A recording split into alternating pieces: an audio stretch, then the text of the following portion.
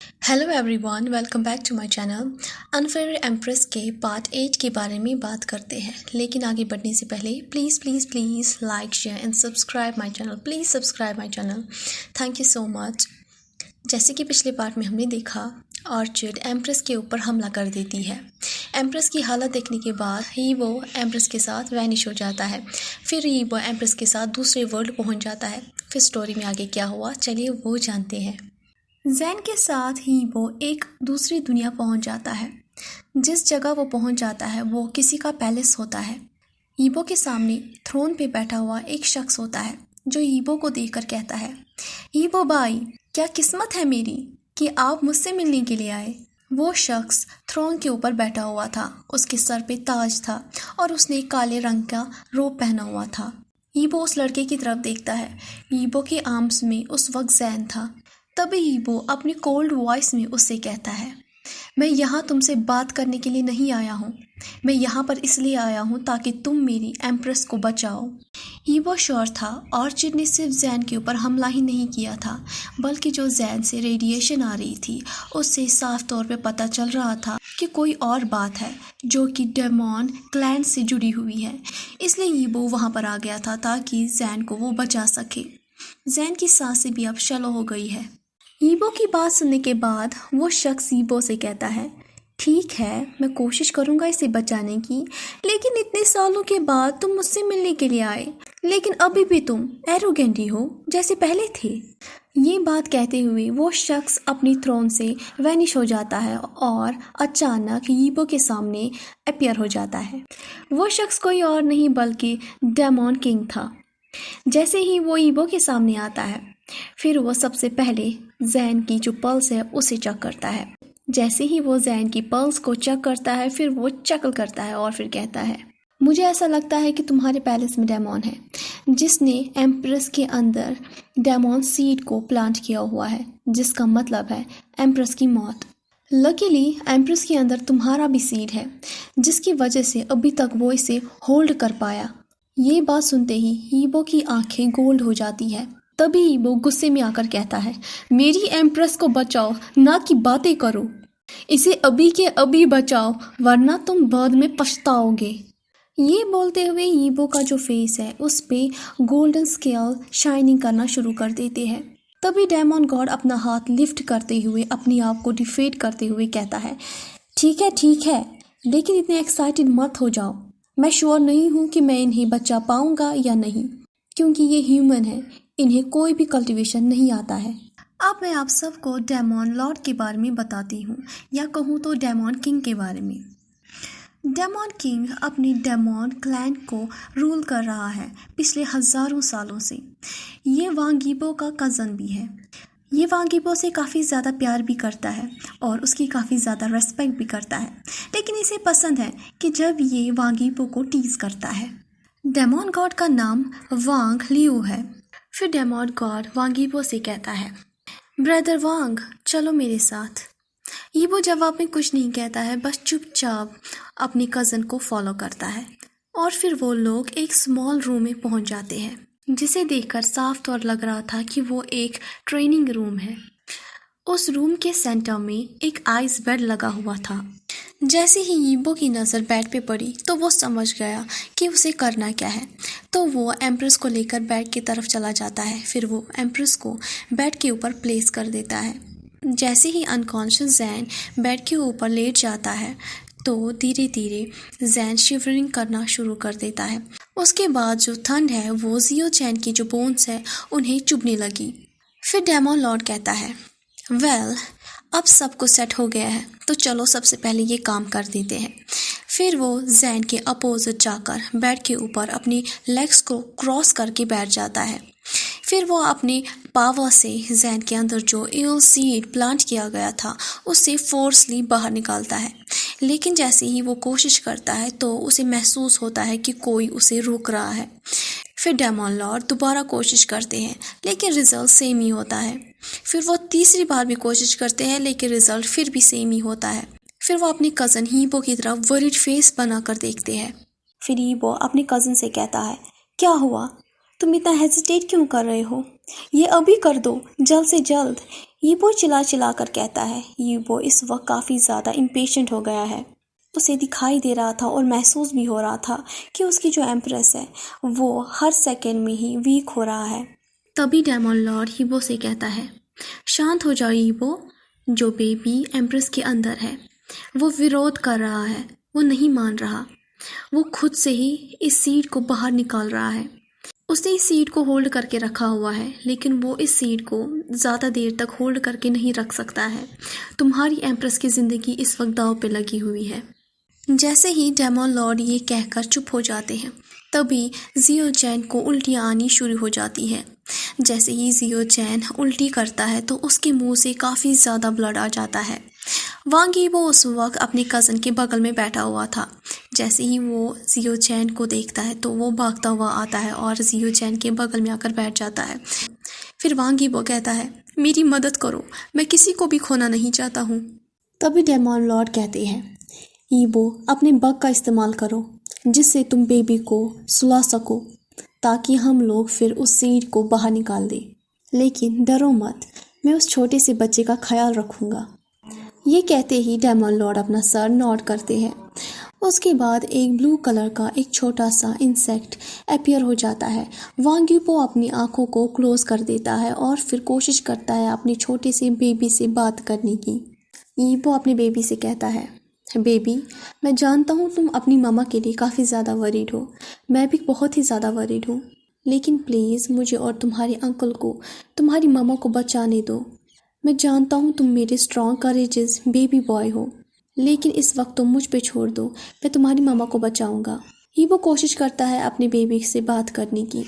तभी उसका जो बेबी है वो उस सीड को छोड़ देता है। फिर यीबो अपने कज़न की तरफ इशारा देता है। जैसे ही उसके कज़न को इशारा मिल जाता है तो वो उस लिटिल ब्लू बग को जियो चैन के स्टमक के अंदर प्लेस कर देता है, जिससे वो जो बेबी था वो डीप स्लीप में चला जाता है। फिर डेमन लॉर्ड वांग यीबो की हेल्प से उस सीड को बाहर निकालते हैं, जो कि जियो चैन की बॉडी के अंदर प्लांट किया गया था। जैसे ही डेमन गॉड उस सीड को बाहर निकालते हैं, वो सीड उस वक्त डेमन गॉड के हाथ में होता है। फिर वांग यीबो और डेमन गॉड उस सीड को देखते हैं, जो कि उस वक्त ग्रीन प्लांट में बदल गया था, उसकी ग्रोथ हो गई थी।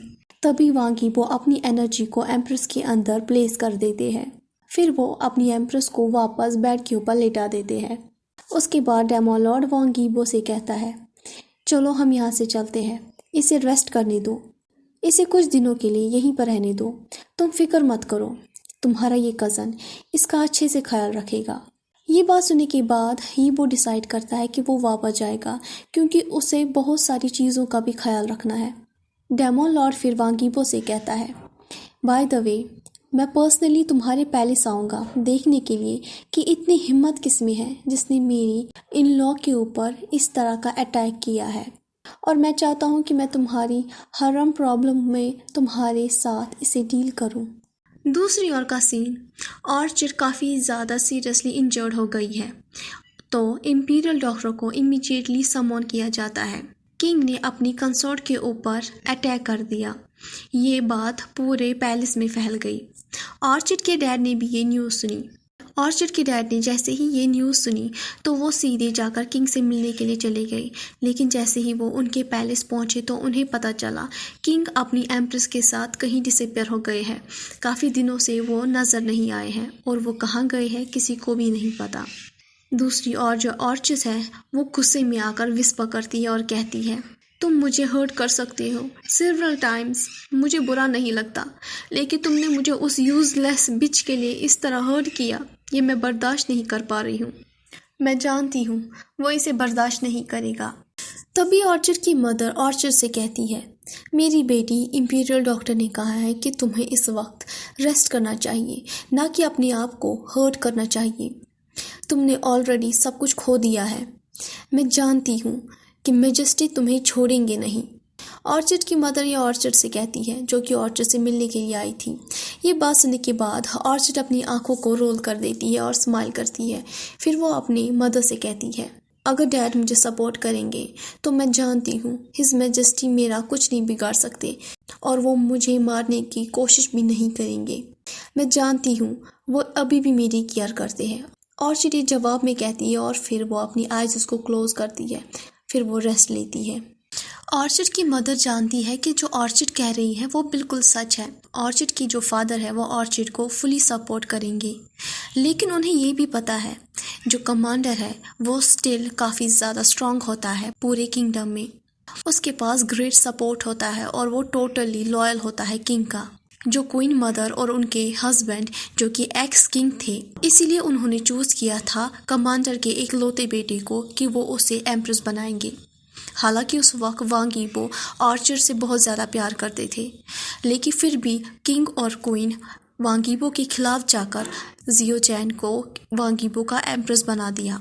लेकिन अगर करंट सिचुएशन को देखा जाए तो, और जो बातें फैली हुई है, जो रूमर्स फैले हुए हैं, किंग की फेवरेट इस वक्त एम्प्रेस है, इस चीज़ को मद्देनज़र रखकर पूरी सिचुएशन इस वक्त जो ऑर्चिड की मदर है उन्हें पूरी तरह से ख़राब लग रही थी। वो वरीड थी ऑर्चिड के लिए। दूसरी ओर वांग यीबो वापस अपने पैलेस आ गए। वांग यीबो ने पहले ही देख लिया था जो वहाँ का ऑरा था वो काफ़ी ज़्यादा ईविल था। वांग यीबो को ये भी पता है कि उनके लोगों को पता चल चुका है कि उनका किंग वापस आ गया।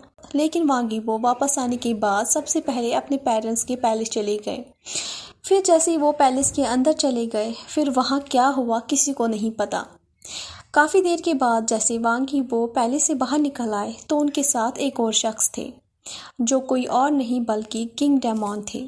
जैसे ही लोगों की नज़र किंग डेमॉन पे पड़ी तो सभी लोग काफ़ी ज़्यादा सफिकेटेड हो गए। उन दोनों को एक साथ देखने के बाद साफ तौर पे पता चल रहा था कि उन लोगों का जो ऑरा है वो काफ़ी ज़्यादा स्ट्रॉन्ग है। उन लोगों को एक साथ देखने के बाद लोगों को एक और बात पता चली कि जो मैटर है वो काफ़ी ज़्यादा सीरियस है। दूसरी ओर का सीन, जियो चैन अभी भी अनकॉन्शियस है। जो जियो चैन के स्टमक में बेबी है वो अपनी मामा से बात करने की कोशिश करता है और वो कहता है, मामा वेक अप, जाग जाओ, अभी के अभी जाग जाओ प्लीज़। बेबी कोशिश करता है कि वो अपनी मामा से बात करे, लेकिन वो अपनी मामा तक नहीं पहुंच पाता। जो मदर हमेशा बेबी को केयर करती रहती थी अपने स्टमक में, जिससे बेबी को हमेशा वार्म फील होता था, आज वो मदर बिल्कुल भी मूव नहीं कर रहा था, जिससे बेबी की आंखों में आंसू आ जाते हैं। उसकी मदर नींद से नहीं जाग रहा था तो बेबी बहुत ज़्यादा रोना शुरू कर देता है। वो काफ़ी ज़्यादा रोता है, लेकिन तभी वो चुप हो जाता है जब उसे महसूस हो जाता है कि उसके आसपास कोई है। हालांकि बेबी देख नहीं सकता था, लेकिन उसे महसूस हो सकता था। जियो चैन के आसपास कोई और नहीं बल्कि एक छोटा सा ब्राउन स्नेक होता है जो कि बस 100 साल का होता है। जब वो लिटिल ब्राउन स्नेक सुनता है कि उसके आसपास कोई रो रहा है तो वो डिसाइड करता है कि वो अंदर रूम में जाकर देखेगा कि कौन रो रहा है। फिर वो आइस बेड के ऊपर चढ़ जाता है देखने के लिए। फिर वो धीरे धीरे जियो चैन के स्टमक के ऊपर आ जाता है। उसकी आंखें बड़ी हो जाती है जब वो महसूस करता है कि जियो चैन के अंदर कोई और है। फिर वो लिटिल ब्राउन स्नेक ट्रांसफॉर्म हो जाता है ह्यूमन फॉर्म में, तो वो बस 1 साल का छोटा सा बेबी बॉय बन जाता है जो कि जियो चैन के चेस्ट के ऊपर बैठा हुआ था और फिर जियो चैन के फेस की तरफ देख रहा था। तभी बेबी स्टमक से आवाज़ देकर कहता है, तुम कौन हो? मेरी मामा को छोड़ के यहाँ से चले जाओ। तो वो लिटिल स्नेक जवाब में कहता है, ये मेरी भी मामा है, जिस तरह ये तुम्हारी मामा है उसी तरह मेरी भी है। वो लिटिल बॉय स्नेक के जवाब में कहता है और अपने हैंड्स को क्लैप करता है। ये बात सुनने के बाद जो जैन के स्टमक में बेबी था वो सरप्राइज हो जाता है। उसने कभी भी एक्सपेक्ट नहीं किया था एक यूजलेस किड आकर कहेगा कि उसकी मामा भी उसकी ही मामा है। वो क्लियरली जियो चैन की बेबी से उसकी मामा को छीन रहा था। उसे बहुत ही ज़्यादा गुस्सा आ रहा था। वो चाह रहा था कि वो अपनी मामा के स्टमक से बाहर आ जाए और फिर उस छोटे स्नेक बेबी को मज़ा चखाए और उसे अपनी मामा से दूर कर दे। जैन जो कि उस वक्त अनकॉन्शियस लेटा हुआ था, उसे महसूस हो रहा था कि कोई उसके टॉप पर बैठा हुआ है। फिर जैन धीरे धीरे अपनी फिंगर्स को लिफ्ट करता है। जो बेबी जियो चैन के स्टमक के अंदर बैठा हुआ था उसे फील हो जाता है कि जो उसकी मामा है वो मूव कर रही है। जैसे ही वो महसूस करता है कि उसकी मामा मूव कर रही है तो वो खुशी से कूक करता है। तो फिर वो चिल्ला चिल्ला कर कहता है, मामा जाग जाओ और इस छोटे से चोर को किक मार के यहाँ से भगा दो, ये आपको मुझसे छीनने के लिए आया है। जैन धीरे धीरे अपनी आंखें खोलता है। उसकी पूरी बॉडी ट्रम्बल कर रही थी। फिर जैन को एक्सट्रीमली कोल्डनेस महसूस होता है। उसके दांत पे ग्रिटिंग कर रहे थे। वो ग्रोनेट करता है पेन में।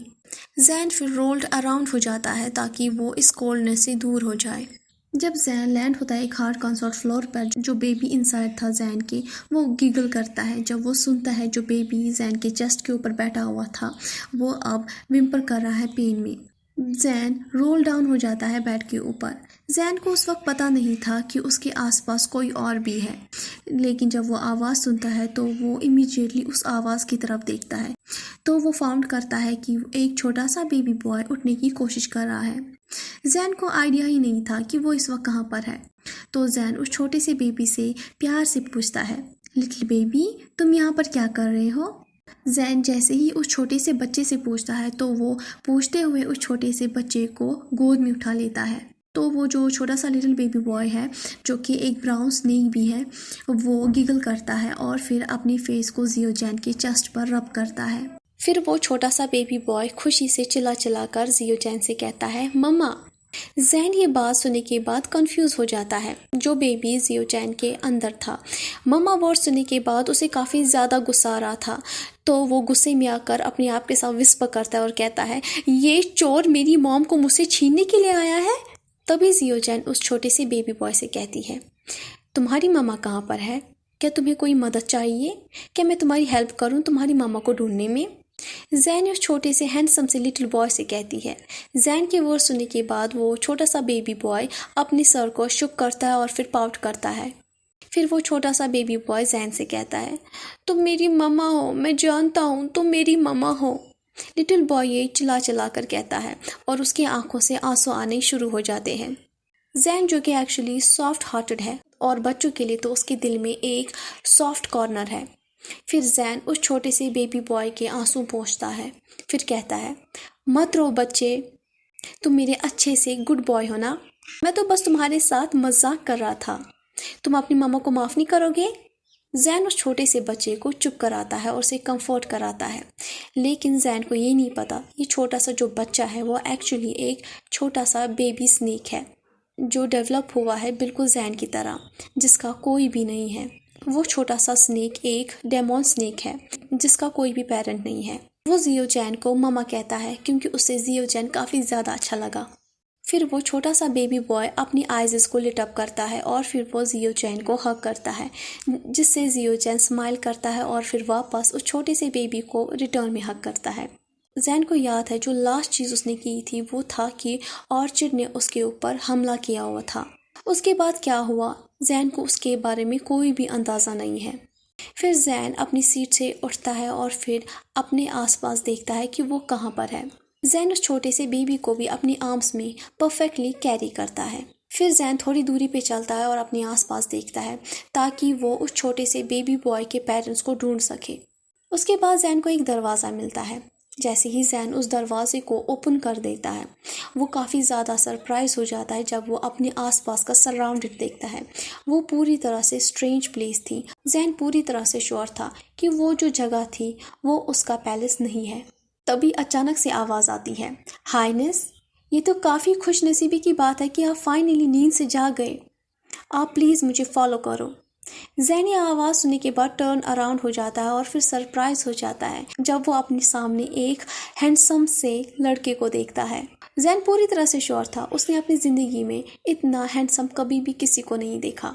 फिर जैन जवाब में कहता है, oh okay, by the way ये जगह कौन सी है? जैन उस लड़के से पूछता है। वो जो लड़का था वो एक्चुअली डेमोन लॉर्ड का पर्सनल गार्ड है। फिर वो जवाब में कहता है, हाइनेस, आप इस वक्त डेमोन के वर्ल्ड में हो, आपके हस्बैंड आपको यहाँ लेकर आए हैं हमारे किंग के पास ताकि वो आपको ट्रीट करे। आपको डरने की कोई ज़रूरत नहीं है, जो हमारे किंग है वो किंग वांग यीबो के रिलेटिव है। गार्ड के मुंह से जवाब सुनने के बाद जैन गार्ड से कहता है, ओह तो मैं डेमोन वर्ल्ड में हूँ। अच्छा तो मैं डेमोन वर्ल्ड में हूँ, इट मीन्स मैं डेमोन वर्ल्ड में हूँ। ओह तो तुम्हारे कहने का मतलब है तो मैं डेमोन वर्ल्ड में हूँ, जिसका मतलब है कि इस वक्त मैं डेमॉन्स के बीच में हूँ, यानी कि मैं तुम लोगों के लिए फ्री मील हूँ, यानी कि तुम लोग मुझे कच्चा खा जाओगे। जियो जैन ये डर के मारे कहता है, उसकी आंखें बहुत ही बड़ी हो जाती है जब वो ये कहता, उसका चेहरा भी पूरी तरह से लाल हो जाता है। हालांकि उस वक्त जैन को ये भी नहीं पता था जो आर्म्स में उसके बेबी है वो बेबी एक्चुअली डेमोन स्नेक था। फिर जैन फिर से कहता है, तो तुम्हारा मतलब है यहाँ जितने भी लोग हैं वो सारे डेमोन हैं, तुम भी डेमोन हो? जैन ये स्टमर होकर कहता है। जो गार्ड था वो अपना सर नॉड करता है। जैसे ही गार्ड अपना सर नॉड करता है, with in a second Jain वहाँ से भाग जाता है और चिल्ला चिल्ला कर कहता है, कोई मुझे बचाओ, कोई मुझे बचाओ, ये डेमोन मुझे खाने के लिए आए हुए हैं, कोई मुझे बचाओ, मुझे यहाँ से जाना है, मुझे वापस अपने पैलेस जाना है, ये सारे लोग, ये सारे डेमोन मुझे खा जाएंगे। जैन ये भागते हुए चिल्ला चिल्ला कर कहता है। जैन कभी एक साइड में भागता है, कभी दूसरे साइड में भागता है। जैन कभी यहाँ से चलाता है, कभी वहाँ से चलाता है। जैन को समझ में नहीं आ रहा था कि वो क्या कहे, वो क्या करे, वो बस भाग रहा था और चला रहा था। ये देखने के बाद गार्ड काफ़ी ज़्यादा सरप्राइज हो जाता है। फिर वो सोचता है और विस्पर करता है और कहता है, मैंने इनसे कब कहा कि हम लोग इन्हें खा जाएंगे? मेरे किंग ने पहले मुझे क्यों नहीं कहा कि ये जो इंसान है ये ड्रामा क्वीन है? वो गार्ड जैसे ही कहता है उसके बाद वो जैन के पीछे भागता है ताकि वो जैन को कैच कर ले, क्योंकि उस गार्ड को ये ड्यूटी दे दी गई थी कि वो जैन का ख्याल रखे और उस पर 24 घंटे नज़र रखे कि उसे किसी चीज़ की कमी ना हो। लेकिन अब जो हालत थी वो ये थी कि वो गार्ड अपना पूरा अटेंशन जियो जैन की तरफ ही दे रहा था। वो गार्ड जैन के पीछे भाग रहा था और वो जैन से कहता है, योर हाइनेस प्लीज़ भागिए मत, आप इस वक्त प्रेग्नेंट हो, अगर आपको कुछ भी हो गया तो हिज मैजेस्टी मुझे पनिश करेंगे। गार्ड ये चिल्लाता हुआ कहता है। जैन उस वक्त भाग रहा था, वो भी चिल्ला रहा था। गार्ड उसके पीछे भागता है और उसे रोकने की कोशिश करता है, लेकिन जैन उसके हाथ नहीं आ रहा था, वो बस चलाए जा रहा था और भागे जा रहा था। जैन बस चिल्ला चिल्ला कर उससे यही कह रहा था और उसे धमकी दे रहा था, प्लीज़ मुझे मत खाओ, मैं तुम्हें कह रहा हूँ, मुझे पता है कि डेमॉन्स को कैसे मारा जाता है। तभी जो गार्ड है वो जियो जैन के सामने आ जाता है। फिर जैन उससे कहता है, मैं जैन काफ़ी ज़्यादा फियर में आकर ट्रम्बल करता है। वो गार्ड के ऊपर चिल्लाता है। फिर गार्ड जवाब में उसे कहता है, हाइनेस, मैं यहाँ पर आपको खाने के लिए नहीं हूँ, मैं इसलिए यहाँ पर हूँ ताकि मैं आपको असाइन करूँ, आपका ख्याल रखूँ। आपके हस्बैंड आपको बाद में लेने के लिए आएंगे जैसे ही उनका जो पैलेस में काम था वो पूरा हो जाएगा। गार्ड काफ़ी कोशिश करता है कि वो जियो जैन को समझा सके। जियो जैन बस अपनी आंखों को ब्लिंकिंग करता है सिवरल टाइम्स। फिर वो सोचता है, ओह इसे मेरे लिए असाइन किया हुआ है हिज मैजेस्टी ने। ओह इसका मतलब है अगर वांगीबो ने इसे मेरे लिए यहाँ पर रखा है तो किसी की भी हिम्मत नहीं है कि कोई मुझे टच कर सके। आफ्टर ऑल ये बस एक आदमी जैसा है, ना कि स्केरी डेमॉन जैसा। ये तो बस सिर्फ एक डेमॉन है, उससे ज़्यादा कुछ नहीं। फिर वो जवाब में गार्ड से कहता है, मैं बस तुम्हें टेस्ट कर रहा था। तो तुम्हें किसने कहा कि मैं तुमसे डर गया? मैं डेमॉन से नहीं डरता हूँ। आफ्टर ऑल मैं एक आदमी हूँ जिसके अंदर काफ़ी ज़्यादा करेज है। मैं अपने आप को प्रोटेक्ट कर सकता हूँ और साथ ही साथ जो मेरा लिटिल बनी है वो भी अपने आप को प्रोटेक्ट कर सकता है। जैन ये जवाब देता है। उस वक्त जैन के आर्म्स में वो छोटा सा बेबी बॉय था जो कि ये सुनने के बाद गिगल करता है। जैन जब ये जवाब दे रहा था उस वक्त वो अपने स्टमक को भी केयर कर रहा था। ये देखकर उसके जो स्टमक में बेबी था वो कूक करता है। फिर गार्ड जैन से कहता है, मुझे लगता है हाइनेस आप इस वक्त काफ़ी भूखे होंगे। हिज मैजेस्टी ने मुझसे कहा था कि मैं आपको नींद से जगाने के बाद आपसे खाने के लिए पूछूं। वो जो गार्ड था वो नहीं चाह रहा था कि वो इस इंसान के साथ आर्ग्यू करे, क्योंकि उस इंसान ने ऑलरेडी गार्ड को काफ़ी ज़्यादा कंफ्यूज कर दिया था। उसे ये भी पता था अगर उसने कुछ और भी कहा तो वो अब और ज़्यादा कंफ्यूज हो जाएगा। तभी जैन के स्टमक से ग्रम्बलिंग की आवाज़ आ जाती है, जिसे सुनकर जैन ब्लश हो जाता है। एक्चुअली जैन काफ़ी ज़्यादा हंग्री था। तो कैसा लगा आज का पार्ट आपको? जैसा भी लगा हो please like share and subscribe कीजिएगा। Thank you so much.